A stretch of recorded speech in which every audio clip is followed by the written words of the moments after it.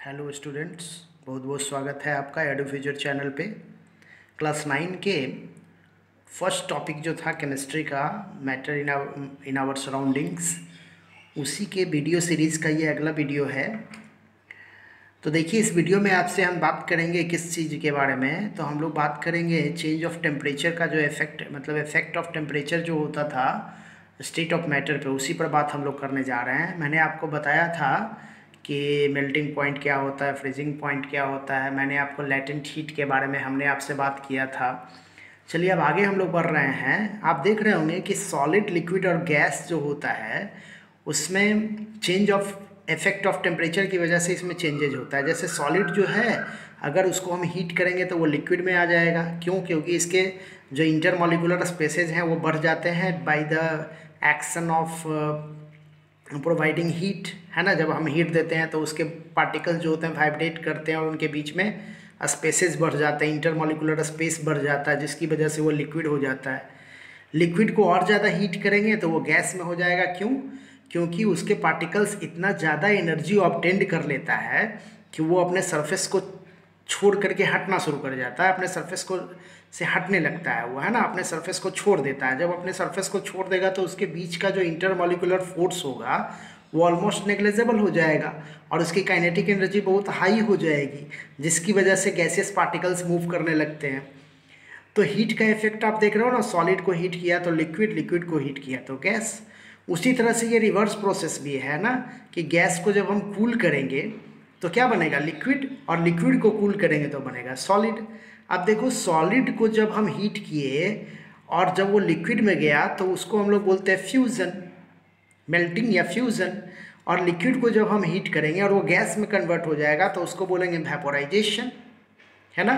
उसी तरह से जब आप गैस को कूल करते हो और लिक्विड में कन्वर्ट होता है उसको हम लोग बोलते हैं कंडेंसेशन। और जब लिक्विड को आप कूल करते हो और वो सॉलिड में कन्वर्ट होता है तो उसको हम लोग बोलते हैं सॉलिडिफिकेशन या फ्रीजिंग। ओके। अब देखिए, एक बड़ा इंपॉर्टेंट, देखिए नीचे एक एरो दिया हुआ है कि सॉलिड जो है वो जब हीट होगा तो डायरेक्टली कन्वर्ट करेगा गैस में, और गैस भी जब क्या होगा, जब कूल होगा तो डायरेक्टली कन्वर्ट करेगा सॉलिड में। So this process is called as sublimation. Sublimation कौन सा प्रोसेस है? जिसमें गैसियस पार्टिकल को हमने कूल किया तो वो सॉलिड हो गया, और सॉलिड को हमने जब हीट किया तो डायरेक्टली गैस में हो गया। मतलब solid without converting into liquid directly changes into gas. Okay, तो इसको हम लोग बोलते हैं सब्लिमेशन। अब उसी से रिलेटेड देखिए एक एक्टिविटी आपको दिया हुआ है। देखिए क्या है एक्टिविटी 1.13, आपके एनसीईआरटी का एक्टिविटी है। हमको करना क्या है कि एक ये ले लेना है, पेट्री डिश ले लेना है, और पेट्री डिश में थोड़ा सा NH4Cl अमोनियम क्लोराइड रख देना है, और नीचे उसको ट्राईपैड स्टैंड पे रखिए और बर्नर से उसको हीट कीजिए। उसके ऊपर में इन्वर्टेड फनल रख देना है और फनल को कॉटन प्लग से आपको पैक कर देना है, क्योंकि जब आप हीट करोगे तो वेपर बाहर नहीं निकलना चाहिए, इसीलिए हमने कॉटन प्लग का इस्तेमाल किया। उसके जो फनल का जो ये है ना, उसका जो पाथ है जिससे वो ये ट्यूब, जो फनल का जो ट्यूब होता है उसको हमने कॉटन प्लग से फिक्स कर दिया है। ओके। अब देखिए, जब आप इसको हीट करते हो तो जैसे जैसे ये देख रहे हो वेपर ऑफ अमोनियम क्लोराइड बन रहा है। अब वेपर ऑफ अमोनियम क्लोराइड जब इसके कांटेक्ट में आएगा, इसके सरफेस के कांटेक्ट में आएगा तो ठंडा होगा, और जब ठंडा होगा तो क्या होगा? डायरेक्टली सॉलिड में कन्वर्ट हो रहा है। तो ये सब्लिमेशन को बतला रहा है ना। ये NH4Cl क्या होता है? सॉलिड होता है। जब हमने इसको हीट किया तो क्या हुआ? ये वेपर बना, गैस के फॉर्म में आ गया, और गैस के फॉर्म में आने के बाद फिर से देखिए सॉलिड बन गया है। तो ये सब्लिमेशन का one of the best example है। इसी तरह से आप देखिए एक और एग्जाम्पल आपको दिया जाएगा आगे। देखिए क्या है, effect of change of pressure. Pressure का देखिए क्या इफेक्ट है। देखो, by applying pressure over the gaseous particle, जब गैसियस पार्टिकल पे आप प्रेशर अप्लाई करते हो, आपको याद होगा कि अगर हम एक कंटेनर के अंदर यहाँ पे रबर कॉक लगा देते हैं, एक सिरिंज ले लेते हैं और ऊपर से हम पिस्टन से इसको प्रेस करते हैं तो गैस मॉलिक्यूल्स जो होते हैं वो कंप्रेस हो जाते हैं। क्यों? क्योंकि गैसियस पार्टिकल जो होता है वो क्लोजर आ जाता है एक दूसरे के। तो गैसियस पार्टिकल जब क्लोजर आ जाएगा एक दूसरे के तो उसकी डेंसिटी जो होगी वो बढ़ जाएगी, और वो गैसियस पार्टिकल से लिक्विड फॉर्म में आ जाएगा, है ना। वही चीज़ है ये। इवन अगर हम मान लो प्रेशर भी दें और टेम्परेचर को भी कम कर दें तो ऐसा भी हो सकता है कि वो सॉलिड फॉर्म में आ जाए। है ना। देखिए वही एग्जांपल दिया हुआ है यहाँ पे, देखिए by applying pressure over the gaseous particle they become closer and get converted into liquid.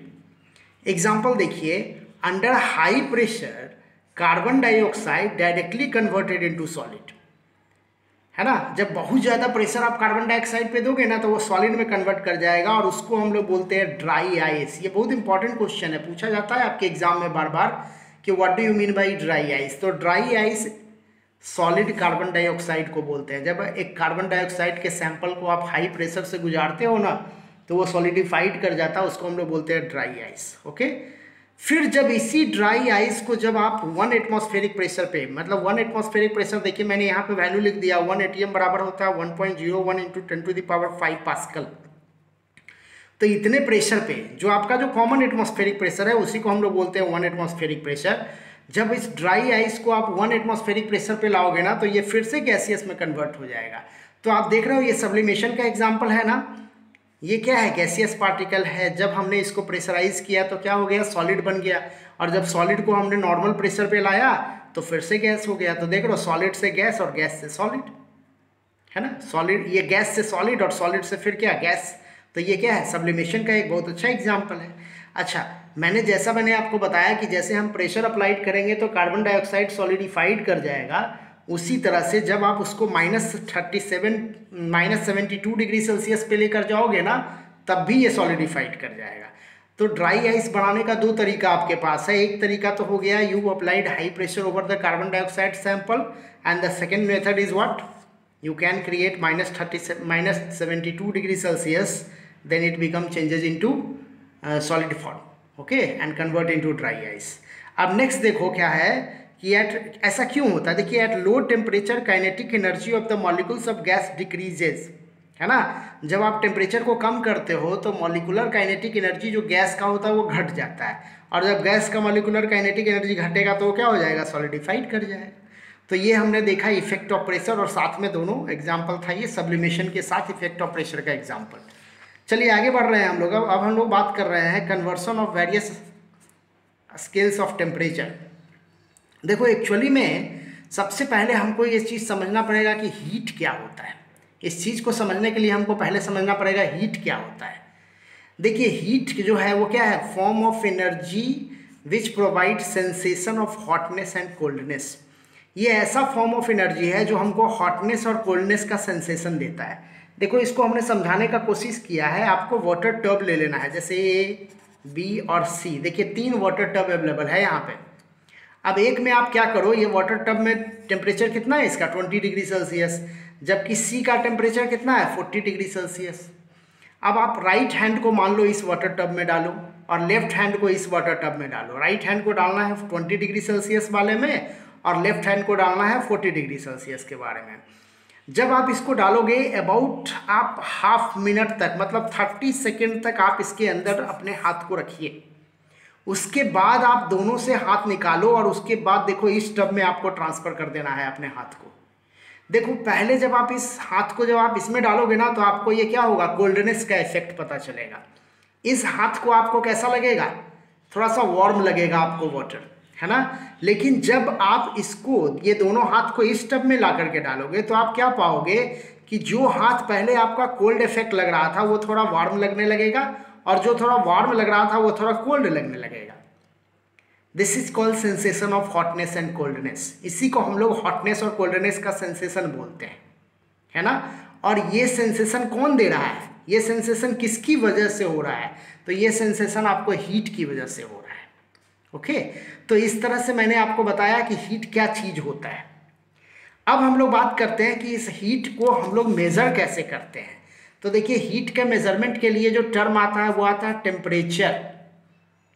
Temperature क्या है, degree of hotness and coldness है। जो टेम्परेचर जो होता है ना वो ये बतलाता है कि what amount of hotness and coldness you will feel by given sample. Okay, अब इस टेम्परेचर स्केल को बेसिकली देखिए 5 टेम्परेचर स्केल बताया गया है, जिसमें ज़्यादा इंपॉर्टेंट आपको डिग्री सेल्सियस है, फ़ारेनहाइट है और केल्विन है। ये दोनों बहुत कम यूज़ में आता है। जो आप देख रहे हो ना, रेमर और रैनकाइन जो दिया हुआ है ये बहुत कम ही यूज़ में आता है, लेकिन मैंने यहाँ पे आपको बता दिया है इसके बारे में। अब देखिए, ये सारे टेम्परेचर में आपको एक होता है अपर फिक्स पॉइंट और एक होता है लोअर फिक्स पॉइंट। एक्चुअली में 1 एटमॉस्फेरिक प्रेशर पे 100 डिग्री सेल्सियस पे वाटर बॉईल करता है और 0 डिग्री सेल्सियस पे क्या वाटर फ्रीज आउट कर जाता है। तो ये स्टैंडर्ड सिस्टम के हिसाब से, स्टैंडर्ड सिस्टम कहने का मतलब कि वाटर के सैंपल के हिसाब से अपर फिक्स पॉइंट जो है वो बोला गया है बॉइलिंग पॉइंट को और लोअर फिक्स पॉइंट बोला गया है फ्रीजिंग पॉइंट को in the term of degree Celsius. तो अलग अलग रेंज ऑफ टेम्परेचर जो आप देख रहे हो ना उसमें ये वैल्यू अलग अलग होता है। जैसे देखो डिग्री सेल्सियस में तो ये क्या है 100 और फ्रीजिंग पॉइंट कितना हो गया 0। अगर अच्छा डिग्री सेल्सियस को हम लोग सेंटीग्रेड भी बोलते हैं, ठीक ना, इसको सेंटीग्रेड भी बोला जाता है। वहीं पे अगर र्यूमर में हम लोग देखें तो 80 डिग्री र्यूमर जो होता है वो बॉइलिंग पॉइंट होता है और 0 डिग्री र्यूमर जो होता है वो फ्रीजिंग पॉइंट होता है। ठीक उसी तरह से अगर हम लोग फ़ारेनहाइट या डिग्री फ़ारेनहाइट पे देखें तो 212 डिग्री फ़ारेनहाइट जो होता है वो बॉइलिंग पॉइंट होता है वाटर का और 32 डिग्री फ़ारेनहाइट जो होता है वो क्या होता है इसका फ्रीजिंग पॉइंट होता है। अगर हम केल्विन में देखें तो 373.15 केल्विन इसका क्या है बॉइलिंग पॉइंट है और 273.15 केल्विन इसका फ्रीजिंग पॉइंट है। देखो ये 15 केल्विन आप ना न्यूमेरिकली इग्नोर भी करते हो क्योंकि ये बहुत ज़्यादा वैल्यू नहीं होता है, तो न्यूमेरिकली हमको थोड़ा सा आसान होने के लिए वैल्यू इग्नोर कर दिया जाता है। तो सिंपली हम लोग लेते हैं 373 केल्विन और 273 केल्विन ले लेते हैं। उसी तरह रैंकाइन आप देख रहे हो इसमें क्या होता है तो 671.767 रैंकाइन होता है इसका और ये हो गया बॉइलिंग पॉइंट और ये क्या हो गया 491.67 रैंकाइन जो हो गया वो क्या हो गया रैंकाइन जो हो गया वो क्या हो गया फ्रीजिंग पॉइंट। ओके तो देखो इसको अपर फिक्स पॉइंट बोलते हैं, इसको लोअर फिक्स पॉइंट बोलते हैं। अब देखो अपर fix point lower fix point और डिग्री सेल्सियस में कुछ स्पेसिफिक रिलेशनशिप है, उसी रिलेशनशिप को हम लोग समझ रहे हैं। देखिए अब आगे देखिए क्या है, now we can use inter conversion formula. हम लोग इंटर कन्वर्सन फार्मूला यूज कर सकते हैं। अब देखिए कैसे यूज कर सकते हैं। देखिए एक्चुअली में क्या होता है, सबसे पहले हम लोग देख लेते हैं conversion of temperature scale. Conversion of temperature scale को जब हम लोग देखेंगे ना तब हम जा करके देखेंगे कि how we can convert one formula unit to another formula unit in temperature scale. अब देखो इस फार्मूला का क्या कॉन्सेप्ट है कि temperature scale minus lower fix point directly proportional होता है upper fix point minus lower fix point के। टेम्परेचर स्केल जैसे मान लो डिग्री सेल्सियस है, लोअर फिक्स पॉइंट उसका क्या है भाई तो 0 डिग्री सेल्सियस, तो C-0 टेम्परेचर स्केल हो गया इज डायरेक्टली प्रोपोर्शनल टू क्या अपर फिक्स पॉइंट में क्या हो जाएगा 100 - 0। तो अगर हम इसको नीचे लाएंगे तो देखिए तो क्या हो जाएगा temperature scale minus LFP by UFP by LFP हो जाएगा ना और इसके वैल्यू के बराबर में क्या आ जाएगा कांस्टेंट। तो हर टेम्परेचर के लिए तो ऐसा ही होगा। देखिए जब हम इसको इसके नीचे लाएंगे तो बराबर में कांस्टेंट डालेंगे ना तो हर टेम्परेचर स्केल के लिए कुछ ऐसा ही होगा। देखो डिग्री सेल्सियस -0 बटा 100 - 0 is equal to constant. Fahrenheit degree Fahrenheit by 32 -212 - 32 is equal to क्या केल्विन। उसी तरह के और ये देखिए LFP है, सब में देखिए ऊपर में क्या है LFP है और नीचे में क्या हो गया अपर fix point minus lower fix point, अपर फिक्स पॉइंट माइनस सबके वैल्यू में क्या हमने लिखा है सबका वैल्यू जो है बराबर है किसके एक कांस्टेंट के बराबर है। ओके यहाँ भी देखिए ये वैल्यू क्या होगा कांस्टेंट के बराबर होगा। अब जब कांस्टेंट सबका बराबर है तो ये वैल्यू भी तो सबका बराबर होगा। देखिए वही वैल्यू ये आपको दिया गया है, देखिए ये वही वैल्यू आपका दिया हुआ है। देखिए C-0 by 100 - 0 is equal to F-32 by 212 - 32 K - 273 - 0.15 बटा 373 - 273। उसी तरह र्यूमर का क्या हो जाएगा RE-0 बट इज बाई 80 - 0 तो 80। उसी तरह से रैंकाइन का क्या हो जाएगा RA-491.67 ये हो गया लोअर फिक्स पॉइंट, 671.67 और -491.6 ये अपर फिक्स पॉइंट ये लोअर फिक्स पॉइंट। तो ये सब एक दूसरे के वैल्यू के बराबर होता है। अब इसी का यूज़ हम लोग देखिए इस सारे न्यूमेरिकल्स में करते हैं। जैसे पहला न्यूमेरिकल आपको दिया हुआ है कि convert 40 degree Celsius into kelvin. अब देखो केल्विन और डिग्री सेल्सियस का रिलेशनशिप क्या है, तो देखो ये फॉर्मूला और इस फॉर्मूला का एक साथ हम लोग यूज करने जा रहे हैं। तो क्या हो जाएगा देखिए फॉर्मूला में यूज कर रहा हूँ C-0 बटा 100 - 0 इज इक्वल टू K - 273 मैं ले रहा हूँ बटा क्या हो जाएगा 373 माइनस 273। अब इसको हम सॉल्व करेंगे तो आगे मेरा क्या मिलेगा, c/100 is equal to k minus 273 by 100। ये 100 कैंसिल हो गया। अब देखिए c इज इक्वल टू क्या हो गया, k माइनस 273। ये मेरा मेन फॉर्मूला हो गया। अब देखिए तो आसान है ना। अब आप डिग्री सेल्सियस का वैल्यू रख सकते हैं। तो डिग्री सेल्सियस क्या है 40 और केल्विन आपको निकालना है, तो आसान है आपके लिए। क्या करेंगे आप, तो 40 is equal to k minus 273। तो k बराबर क्या हो जाएगा, k बराबर क्या हो जाएगा 40। इस तरह से आपका आंसर आ जाएगा। तो इस तरह से आप देखिए ये वैल्यू आप निकाल सकते हो, है ना, वैल्यू आप निकाल सकते हो। उसी तरह से देखिए 40 डिग्री सेल्सियस को आपको फ़ारेनहाइट में बदलना है, तो हम कौन सा फॉर्मूला यूज़ करेंगे। देखिए डिग्री सेल्सियस ये हो गया और फ़ारेनहाइट ये हो गया, तो हम क्या लिखेंगे c/100, मैं डायरेक्टली इसको लिख रहा हूँ, इज इक्वल टू क्या f माइनस 32 बाई, ये आप करोगे तो आ जाएगा 118। अब देखिए यहाँ पे डिग्री सेल्सियस में 40 रख दीजिएगा और f का वैल्यू आप निकाल लीजिएगा। तो ये आसान है, आप आसानी से निकाल सकते हो। नीचे देखिए एक और क्वेश्चन दिया हुआ है, at what temperature kelvin and degree Celsius remain same. वो कौन सा टेम्परेचर है जिसपे केल्विन और डिग्री सेल्सियस सेम होता है। तो देखिए फॉर्मूला हम क्या यूज़ करेंगे, देखिए केल्विन और डिग्री सेल्सियस को हमको चेंज मतलब सेम करना है ना। तो फार्मूला मेरा क्या यूज हो जाएगा, c is equal to k minus 273, यही हो जाएगा, है ना। तो c, अब देखो जब सेम कैसे होगा, देखिए तो जब c बराबर k हो जाएगा तभी तो सेम होगा। c इज इक्वल टू हो जाएगा k। अब ये कैसे पॉसिबल है भाई, तो हम यहाँ क्या लिखेंगे, c is equal to c minus 273, है ना। अब देखो ये c अगर इधर जाएगा तो c माइनस सी तो जीरो हो जाएगा ना, तो ये क्या आ जाएगा माइनस 273। इसका मतलब ये वैल्यू पॉसिबल नहीं है, मतलब ये क्या हो जाएगा नॉट पॉसिबल, ये वैल्यू पॉसिबल नहीं है। लेकिन एक और सिस्टम पॉसिबल है यहाँ पे, अगर आपसे कोई कहता है कि at what temperature Celsius and Fahrenheit remain same. ये क्वेश्चन आपका होमवर्क है, ऐसे नीचे मैं यहाँ पे एक होमवर्क दे चुका हूँ आपके लिए। देखिए मैं इसी में वो क्वेश्चन को शामिल कर देता हूँ आपके लिए। F क्वेश्चन में डाल देता हूँ, एट व्हाट टेम्परेचर, क्या, तो डिग्री ये सेल्सियस इक्वल टू फ़ारेनहाइट, ये आपको सॉल्व करना है। ओके, तो आप समझ रहे हैं, ये देख रहे हैं क्वेश्चन आपको कन्वर्ट करना है -72 डिग्री सेल्सियस को केल्विन में, -273 केल्विन को डिग्री सेल्सियस में, 300 केल्विन को फ़ारेनहाइट में, 573 केल्विन को डिग्री सेल्सियस में।